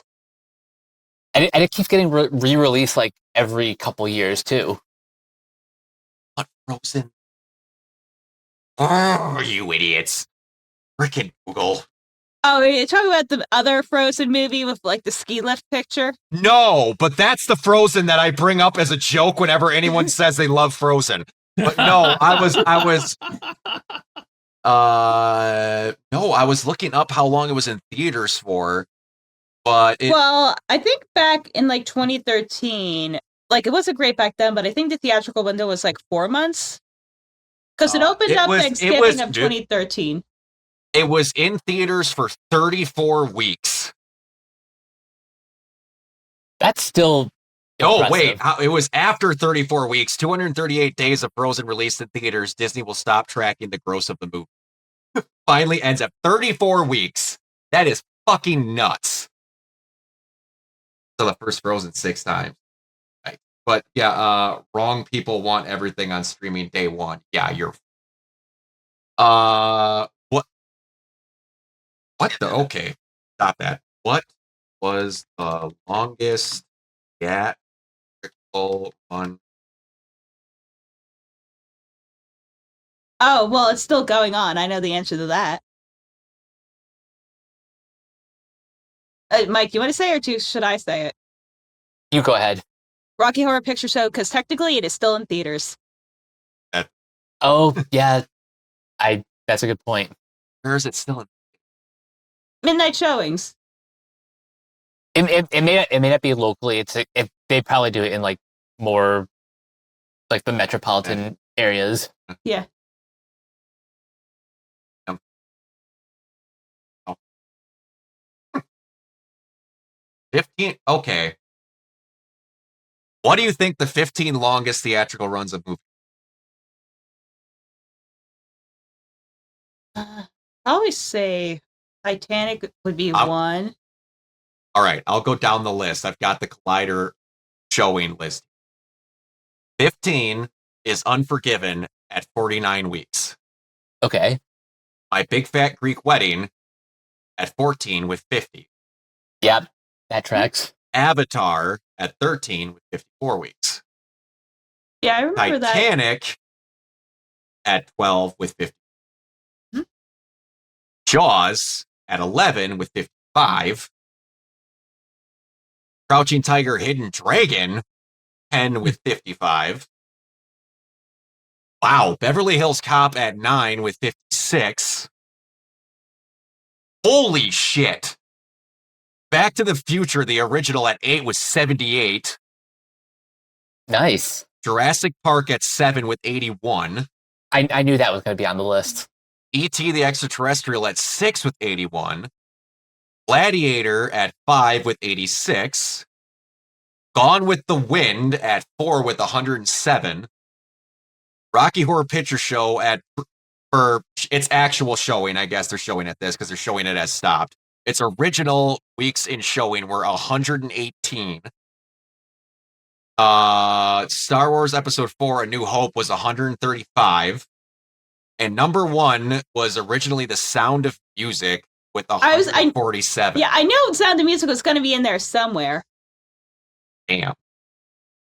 But also, most of those releases were before VHS and home video, so that explains why they had longer runs. Isn't it The Sound of Music or Gone with the Wind that one, if you like adjusted it, most successful movie of all time? It's Gone with the Wind. It's Gone with the Yep. Wind. Oh. Ay. But also, ticket prices were like 35 cents back then, so. Yeah, you're not wrong. Okay, so I got a question. Did any of you hear about what happened with Cinna, Valkyrie, streamers? Did any of you hear about it? Only No. vaguely, but what? Yeah, just What's vaguely. the? They were having a marathon stream. I don't remember how long it was for, but they apparently got stream sniped on a pier in LA. And a guy approached them attempting to get one of these streamers' numbers, and then it proceeded to get violent when was denied and threatened to kill them, if I heard the clip correctly, and then had to be geez. escorted off the pier.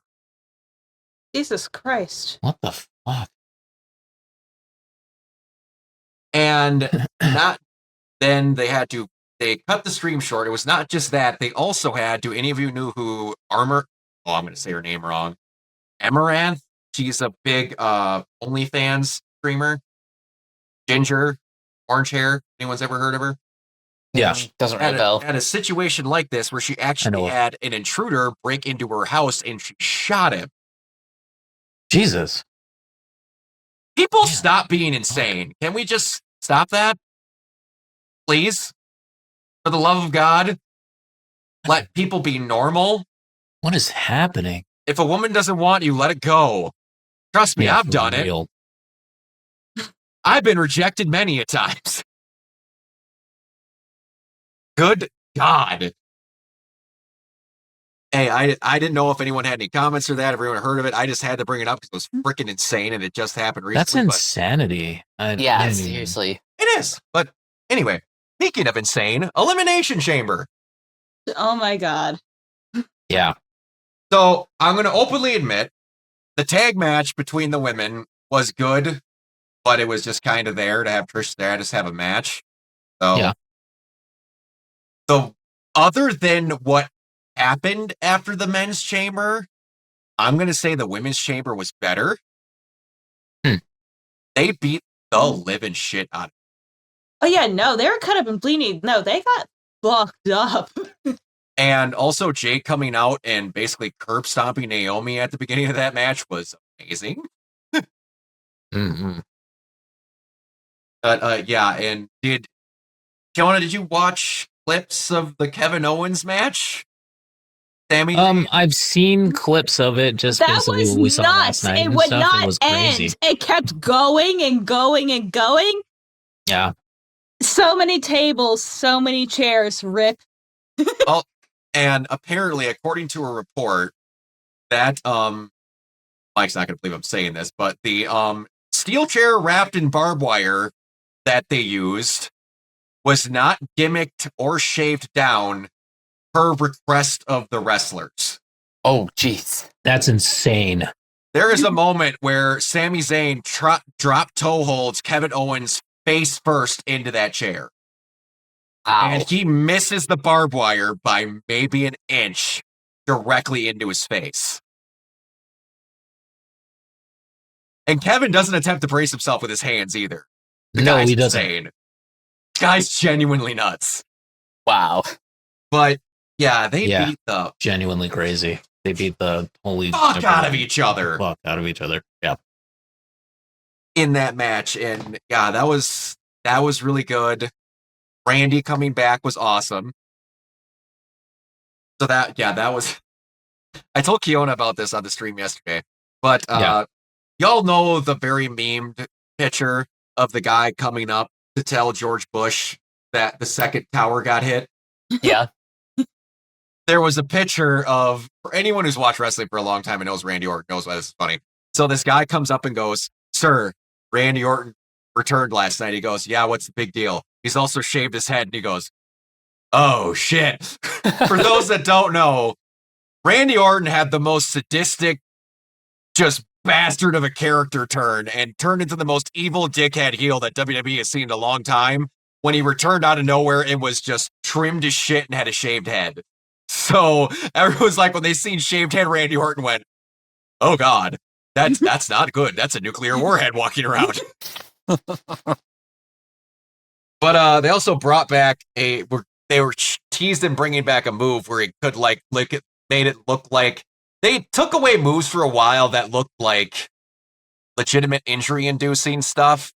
Did not have kids be practicing it on playgrounds. Like Seth Rollins didn't have the stomp for like they called it the curb stomp for a while, then they called it the stomp, and then they took it away because they didn't want kids doing it on the playground. Another one of them was Randy Orton's punt, because basically if he did the move to you, you then went and worked for AEW because you stopped existing in WWE. Like, it's not a joke. It happened to like 4 wrestlers. They received the punt and then showed up on AEW like 3 weeks later. Punted them, literally. Yeah. But, the men's chamber, they are getting so good at showing that some people are just letting them be more natural in talking. Like, there's a moment where Seth Rollins is bashing Drew McIntyre's head up against his chamber, and then Punk is going, yeah! Come on, hit him harder! I know you got it in you! Go, go, go! And they have cams inside the pods now, so then you're hearing Damien on the other corner going, I agree with Punk, you should hit him harder. Speaking of which, poor Punk. Now, oh man, that part there, the tweet that showed this, they're like, the other camera has hit the live stream, and they showed that moment where Punk is getting out and he gets curb stomped, and then Cena pulls him back. This is great storytelling, by the way. People say that wrestling isn't storytelling. Cena jumps on him. Cena still can't apply a STF to save his damn life. That man does not know what pressure applies for. He's hugging him lightly, but John, I love you. Learn how to apply that move better. Anyway, so he jumps on him, and as he's choking him out, starts screaming, I'm sorry, to CM Punk, because he knows he jumped on him and didn't give him a fair chance when they were buddy-buddy. And on the other end, you hear Seth Rollins screaming, die! Die! Die!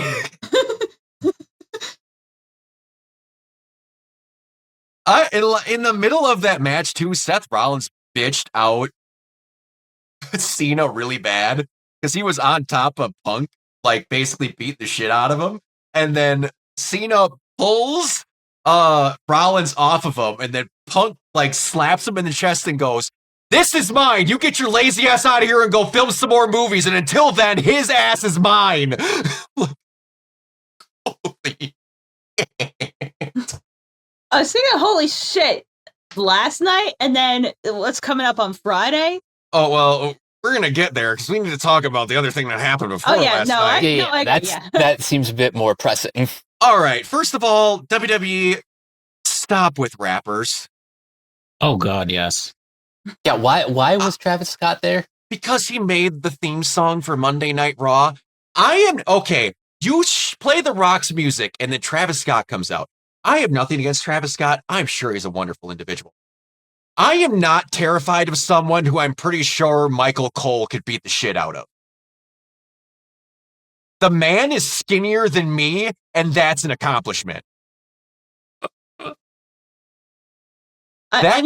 Travis Scott is a bigger body count. I'm sure he does, but in wrestling terms, supposedly for some other people, and Brian Pillman had a gun, and we don't know what happened. But, like, I'm supposed to be scared of this duo, and you've got the Terminator, Rocky, and then Bullwinkle in the background. Like, what the fuck? And he's coming out with a hardcore broken version of the undisputed, like the Universal title. Sir, no one is intimidated by you wearing a title you bought at the Universe shop before you walked out. Like, even The Rock stopped carrying his fake title.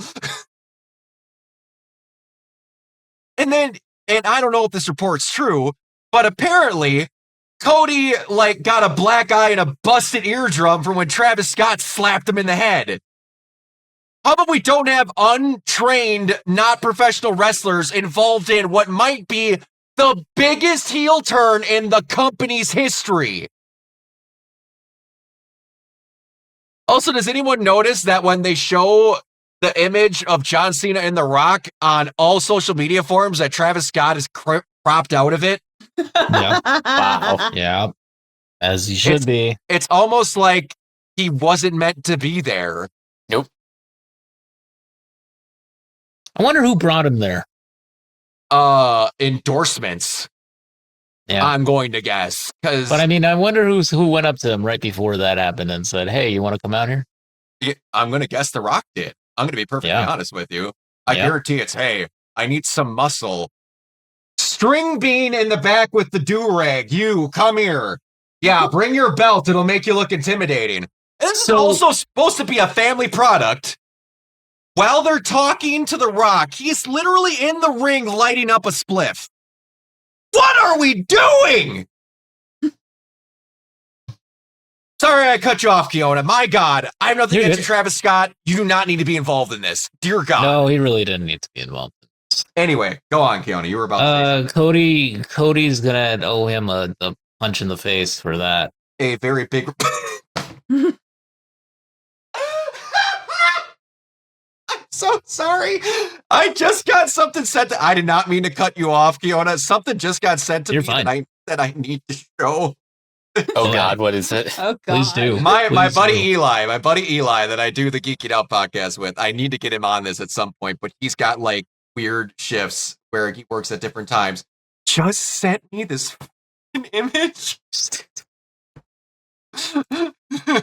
Anyway, keep talking while I'm bringing this up if you have more thoughts on the chamber, because I kind of cut you off there. Oh no, I really don't. Honestly, I think it was a well played heel turn for Cena, and I think that it definitely is something interesting. So the curious, camera, but interesting. The camera work leading up to the heel turn, fantastic. They did get a little Kevin Dunny afterwards. They did a little with bit, their jump cuts, but yeah, it was really good. I like him actually beating the fuck out of Cody a couple of times. Also, I have to admit,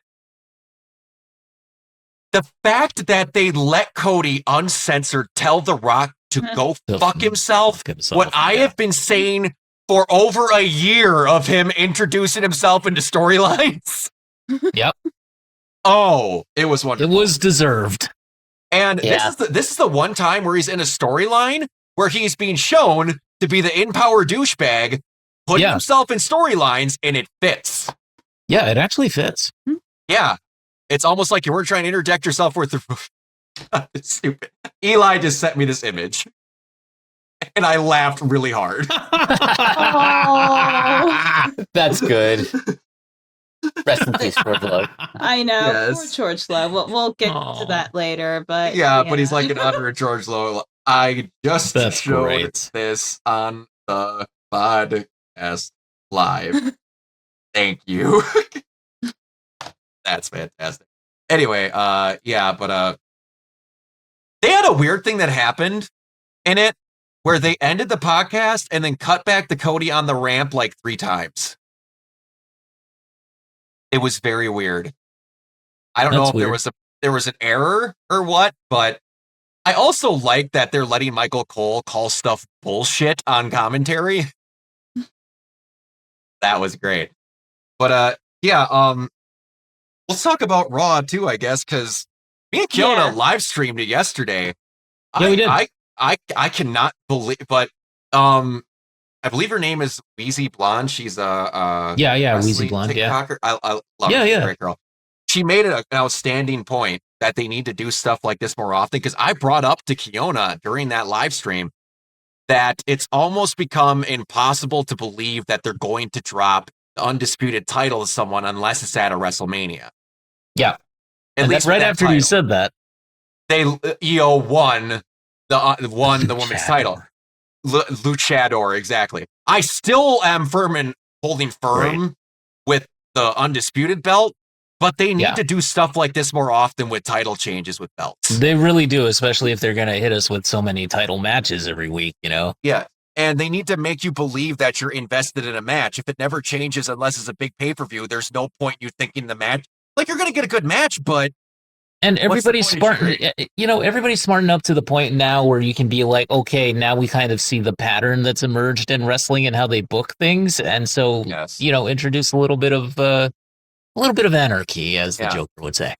No, like that's great because I was watching with my other friend. We were like chatting about it over in like Messenger, and like because I wasn't shocked what happened. I was like, the vibes feel different. Yeah, Like part of me like just knew. Yeah. yeah. Oh, Towards the end of it, I was like, they're gonna change this. Like, Io's gonna win this, and I had someone and make now it. Bianca can win it. I saw I don't know. I saw a comment on Twitter that made a lot of sense because, as me and Fiona pointed out, Bianca and Rhea got a little buddy with each other, and people were a little irritated that there was no disqualification called. Now, someone also pointed out that Rhea should have got counted out when she was facing Liv, when she was outside beating the shit out of Dominic, and when he was in a shark cage with a kendo stick for about 5 minutes, and she never got that in their match. But also, in storyline, Io got fucked out of going into the Elimination Chamber because Rhea got Liv disqualified. Mm-hmm. Do you think the referee, at their own discretion, was like, I'm not letting Io get screwed again because of a disqualification? Seemed that way. Seemed that way. And also, Rhea instigated it hardcore. Yeah, She went she did. into all that. On top of that match being really good, and I guess now Io is a Grand Slam champion because they haven't changed the technicality with the new belts that you have to win any of the lower belts. But they did say that she is the first person to win both of the new belt designs. She has won the women's, and now she won the women's WWE women's title and the WWE women's world title. I believe that's the difference. I hate that they're just different belts with white straps. They should have just been.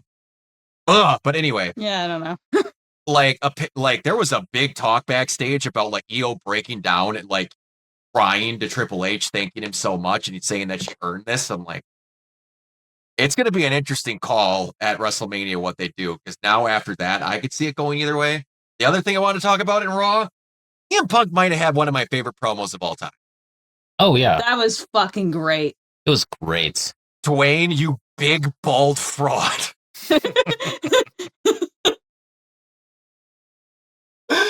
And like, I'm coming after both of you, and you're going to make a wish that I never did. I saw that. I was like, holy shit. Punk needs to get paid per promo. Like, it's unreal Yes, he how does. good he is. He's like, this is going to be fun for none of you, but for me, I'm liable to get us kicked off Netflix. I love that so much. He called both of them big bold frauds too, because finally he's commenting on Cena's balding. I love it. Weezy also brought up, if you really want to show a heel turn, have Cena show up on Raw, clean shave, gone. Oh my Want to god! show a different Cena? Because she brought it up. She's like, Cena is a multimillionaire. If he wanted to fix that balding issue, he could. He could have gone to Turkey, gotten the transplant, done whatever.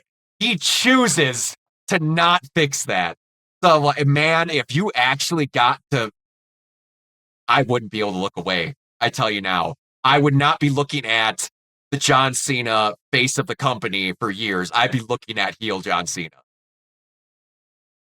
Because he can't pull off the buzz cut anymore because he doesn't have the area to buzz anymore. He should just go bald just to see what happens. It would be insane. John, I'm right there with you, buddy. I mean, it worked out for Batista and for The Rock. It did. He's holding on. He's holding on for dear life.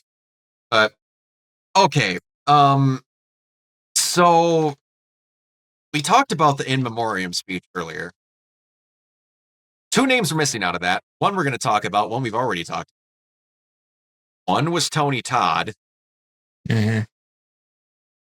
The other, Michelle Trachtenberg, sadly passed away at the young age of 39. Yeah, that was a thing that happened last week that really threw it threw me and it threw Red for a loop, and it threw a lot of our fellow Buffy fans for a loop as well. I mean, yeah, the Tony Todd being kind of egregious. I kind of feel like for Michelle Trachtenberg, she was saying, but in Michelle Trachtenberg's case, like since she was more known for TV, I mean, yes, she did do movies. Like I have a feeling they're going to do like a bigger thing for her at the Emmys. Yeah, that's yeah. I still think that they should have had her in there. No, I agree with you, but I get why she wasn't. But there's no excuse for Tony Todd not being there. Yeah, Tony Todd is I don't way understand more that. egregious because I don't he passed away understand that. earlier in the year, and he was just a much bigger presence in film. Yeah. Like Fiona, I like Euro from Eurotrip. That's about it. I'm a big Buffy fan, obviously. So yeah. Talk about. Well, I mean, it's just something where I literally read that and I cried a little bit. I was like, my God, it's like seeing your little sis gone. You know what I mean? Like for us who are Buffy fans, I mean, I know obviously that's not the only role that she played, but she'll always be that kind of to us, and obviously in a respectful way and respecting her career.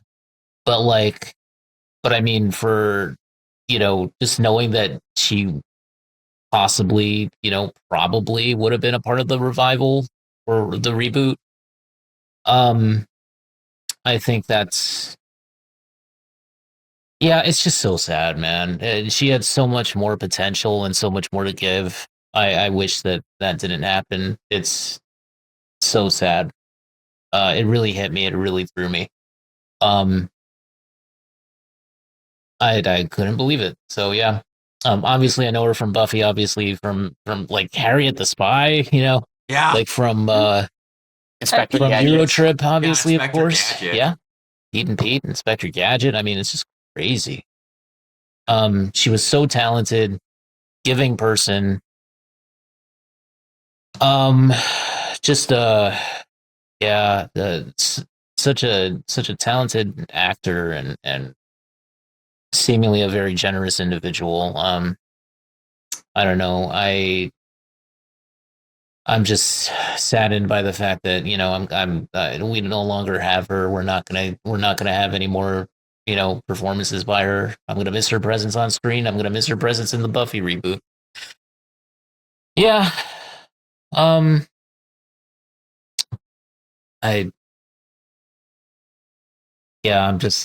still like just heartbroken over it, and I wish that seeing Sarah Michelle Gellar's tribute to her, because I remember at one point I was mentioning that that we hadn't seen anything from her, and I bet it's probably hitting her hard, and then just seeing the tribute that she did where she kind of paraphrased the speech that Buffy gives to Dawn, and instead was from her to Michelle, and it was just like, oh my God. Yeah, when I saw that, I was like, I gotta send this to the group chat immediately because it's like shit. Yeah. Very sad. Very, very sad. Also had Gene Hackman pass away at 95. Oh, Gene and also had Orsi pass away. Yeah, last week was like brutal. And then today it's George Lowe. Yeah. Oh God, Shit. Yeah, just shades of 20. It's been a brutal week, man. Yeah, it's like it really has been. And Gene Hackman being fantastic. Mike and I had mentioned it a little bit yesterday on the Meltdown when we recorded. That was not only I mean the story itself is disturbing. It's not just him. No, it's his whole family. His whole family. Essentially. And they're still looking into that. That is great. I don't even understand it. But the one thing that I wanted to mention about him and his career, obviously, is like you look at him, like for me, I mean, he was one of the first cinematic Lex Luthor that I ever knew. Fantastic in that role. Always great in everything that he ever played in. What was it? Was it Mississippi Burning? Was that one of his? Mississippi Burning, the Royal Yeah, he's great in that. Royal Tenenbaums, Crimson Tide, very much one of my favorite movies. Love him in that, and I'm just so sad to hear about that, and the tragic circumstances surrounding it. This I vote my life all the damn time. Get nothing, lose. Good day, sir. The amount of times I've said that in video games, Korean movies, it feels, and like the fact that it was 95 and it's looking like it wasn't natural. That's always the tragedy, like losing a legend like that, but losing one in the way that we did. It's just so bizarre. Hey. I mean, I'm hoping it's something like you cardiac arrest, and then his wife died of shock, and it wasn't anything like worse. I mean, ripped to the dog too, but it just something obviously what happened. I hope it's some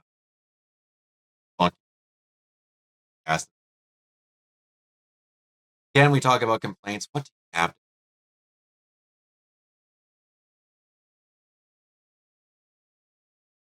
Like,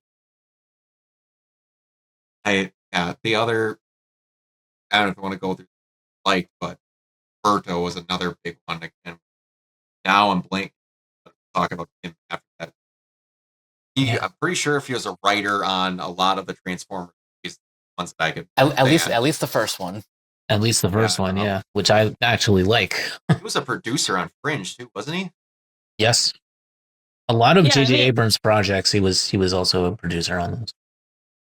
Yeah, because wasn't he JJ's guy for a while? Yep. So, he and Alex Kurtzman pretty much resuscitated the Mission Impossible series with Mission Impossible 3. Yeah. Which was pretty underrated, I think. Yeah, just such a shame. Such a shame. Yeah, I know. I'm like, I wish that the uncut version of Fire Ant was available for streaming, because that is one of the fucking funniest things I've ever seen in my life, because it's just 10 minutes of silence and just George going, like just humming. And then it just builds up to your son is a moron. And that Conan's also in that episode too. Like, it's such a ridiculous episode. God. I was probably too young to watch Space Ghost, but my mom was cool with it. Like, that show had such a foundation for like my humor and like everything that I became as a person. Oh, 100%. I don't think Newgrounds would exist without Space Ghost. Yeah, no, I mean, literally one of the reasons my mom started to shop at Target was because I saw the commercial for the Space Ghost CD and I wanted to go. I think it was the Space Ghost barbecue CD. I don't think I ended up getting the CD, but I was like, what's a Target? And it's God, I know I blank on his name every time. Who is the praying mantis from Space Ghost? Oh, Zorak. Every time it's, why don't you ever move? Because if I turn, it costs Cartoon Network $47. That's it. The other thing, like, C. Martin Croker's been gone for a while too, so the only surviving cast member is Andy Merrill. Oh. I just thought George Lowe was older. I didn't realize he was only 67. I didn't realize that either. I just remember the one episode where they had the Birdman like hosting in his place, and they had Falcon 7, yes, and they had like Falcon 7 sitting there going to Moltar. He's like, Moltar, ever been with a chick who can defy the laws of gravity? And Moltar's like, yes, many times. Oh yes, the Kentucky Shark. show's so fucking stupid, but so brilliant. Is Space Ghost streaming on anything? I think Adult Swim Max, regularly still, yeah, it's on Max, but I think Adult Swim occasionally streams it on like the YouTube, because I remember for the 30th they had a stream nonstop going, and I just watched it one night. Like I was like caffeinated, or I might have been drinking, and I was just laughing for hours, like high off my ass. It's one of those things that it's so understood what it was that show could be 1,000 years. It's so funny. What's so crazy is that it's like completely supplanted like the original Space Ghost, which was like a 13 episode brand CBS cartoon from like the late 60s. Yeah. That, just to be generous, was D-list at best. That everyone forgot and no one cared about. And then, like, Space Ghost means so much to me. I actually, when they had it a few years ago, I actually got the Space Ghost shirt that says "Nobody cares, Moby, nobody cares." It was the weirdest show it's so random and weird, and I love that about it. And like just the fact that you know, like there were so many like little moments of humor in there that just made me laugh so hard. Like when it's like the line reads. Yeah, he picks up his armbands and he goes like he's like, I fashioned them for my own byproduct. Come touch them. They're still warm.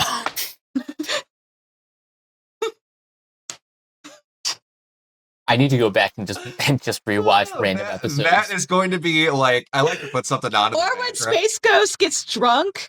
Yes. Like that, and then he dies and becomes an actual ghost. Like, that was I like to put together puzzles a lot. It's something I do with my grandpa quite a bit. That's down a lot. That is going to be my new background puzzle putting together thing. I'm just going to go all the way through this. It's so funny. Oh. Space Ghost, I didn't realize how long it ran. I mean, it is. And then you like stop, like, what the fuck? No, I've definitely had it on while I was editing, and then just be like, okay, like, I have to stop what I'm doing and actually watch it, because I've legit, it was last year when they were running the marathon, I was trying to get an edit done, and I was literally up at like 3 a.m. watching Space Ghost.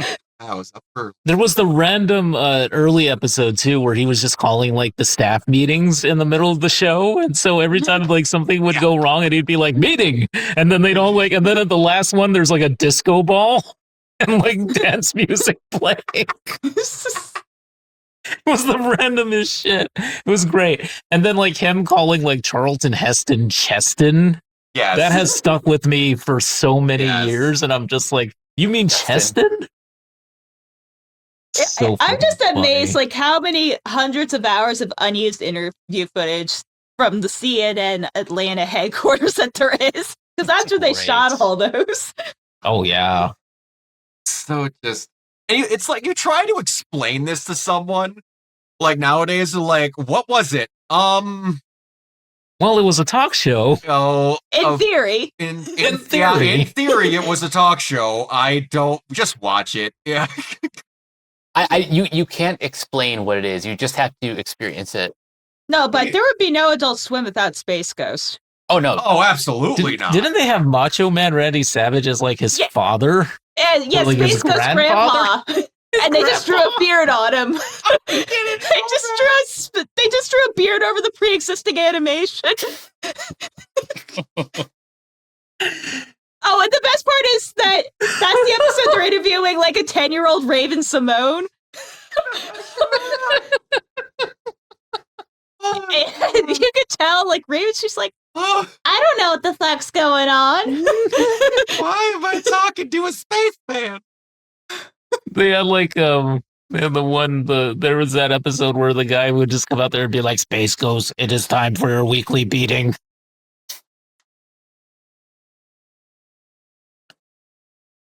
It just, Space Ghost is funny in a way that you can't quite explain. No, it's like the prototype for Adult Swim / Family Guy humor. It really is. Or like the randomness of like, it's hard to explain, but I'm trying to think if it's like You know when they make a cutaway joke in Family Guy at random? That was Yes. the whole fucking show. That was the whole show. But it was never a 11 to cutaway. 13 minutes of it. Yeah. They just threw ideas in a bowl and went, And just Sure. awkward pauses.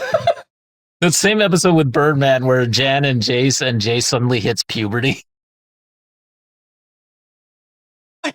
I need to, okay. When you So- look at the night sky, you'll think of me. I know. Man, I know. I Oh, hope man. That, I hope that hotel room of mine Don't has somehow ever. where I can watch this on that because I'm going to be. I know I won't be at the con the entire time when I'm going to Space Ghost now. I can't help. I'm gonna have to watch. That's one thing where I'm like, that'd be such an easy cosplay, but I've never seen anyone do it. Because Really? most people don't have courage. No, You know what would be great? Is if you did Space Ghost, but you just did the half of like the desk, so then you would only have to get dressed from like the waist up. Just go Shits around and randomly giggles. interviewing everybody. Yes. Space Ghost cosplay.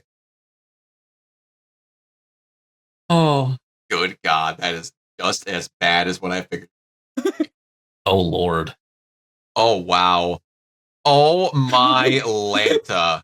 Is it the one actually of George Lowe or like Andy Merrill dressed as Space Ghost? No, I'm going to show you guys what I put Space Ghost cosplay and Oh, what God. Google gave. Oh, no. I'm No. scared. No. What? Oh, what? That Ghost from Call of Duty? Yes. How long is it before I get Space Ghost? Morgan? Yeah, Among Us? Jesse from Pokemon. Tifa. Tifa? Space Ooh la la. Channel 5. Ooh la la. Ooh la la. Space. A fucking Super Saiyan? I can't with this. What are we What even is doing? happening? Dear Automata, what are we even doing? I'm not gonna hit him. The I'm Among legit Us not gonna. person? Homelander, Scary. Raven from Teen Titans, Hell of a Boss. What are we doing?